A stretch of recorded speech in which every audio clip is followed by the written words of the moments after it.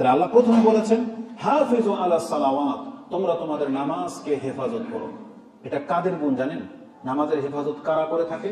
আল্লাহ সুবহানাহু ওয়া তাআলা কোরআনে বলেছেন যারা হচ্ছে নাজাত প্রাপ্ত মুমিন, নাজাত প্রাপ্ত মুমিন যারা, এটা হচ্ছে তাদের গুণ, যে তারা, তাদের এটা প্রথম গুণ যে তারা নামাজের হেফাজত করে থাকে।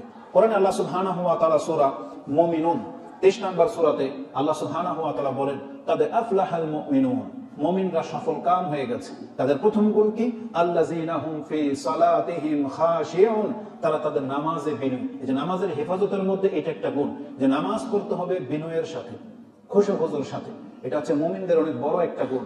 এবং আল্লাহ সুবহানাহু ওয়া তাআলা বলেছেন এরা তো ওই চরিত্রের, ওয়াল্লাযীনা হুম আলা সালাওয়াতিহিম ইউহাফিজুন, যারা তাদের নামাজগুলোকে হেফাজত করে। কারা তারা? আল মুমিনুন। আর এটা করলে কি হবে? কাদ আফলাহা, তারা নাজাত পেয়ে গেল, তারা সফলকাম হয়ে গেল। আল্লাহ গুণ দিয়ে শুরু করেছেন, তারপরে তাদের কর্মটা উল্লেখ করেছেন। আল্লাহ সুবহানাহু ওয়া তাআলা বলেন যারা এই চরিত্রের মুমিন, যারা তাদের 5 ওয়াক্ত নামাজকে হেফাজত করে, তাদের জাযা কি? আল্লাহ বলেছেন উলাইকা হুমুল ওয়ারিসুন, তারা হবে ওয়ারিস। কিসের? আল্লাযীনা ইয়ারিসুনাল ফিরদাউসা হুম ফিহা খালিদুন, এরা হবে জান্নাতুল ফিরদাউসের ওয়ারিস এবং সেখানে তারা চিরস্থায়ী বসবাস করবে। এই আয়াত বহুবার হয়তো শুনেছেন, আজকে আমি একটা ভিন্ন কিছু আপনাকে দেখাই।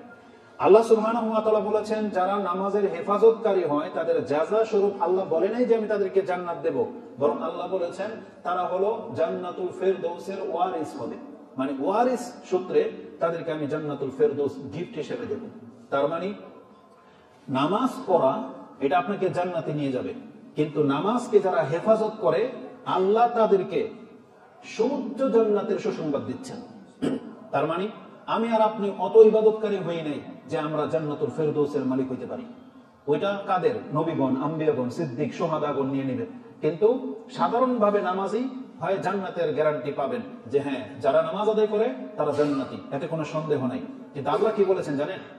তাদেরকে আমি জান্নাতুল ফিরদাউস ওয়ারিস হিসেবে দিয়ে দিব। ওয়ারিস কারা হয়? যেমন একটা হলো আপনার সম্পত্তি, আপনার ইনকাম, আপনার মেহনত, আর আরেকটা হলো পিতামাতার সূত্রে, দাদা দাদি থেকে, দাদা নানা থেকে আপনি ওয়ারিস হয়েছেন। তাহলে সেটা কি আপনার হাতের কামাই? তাহলে আপনি যে বাবার সূত্রে ওয়ারিসে বাড়ির জমির মালিক হলেন, কিসের ভিত্তিতে? শুধু তার সন্তান হওয়ার কারণে, রক্তের সাথে সম্পর্ক থাকার কারণে।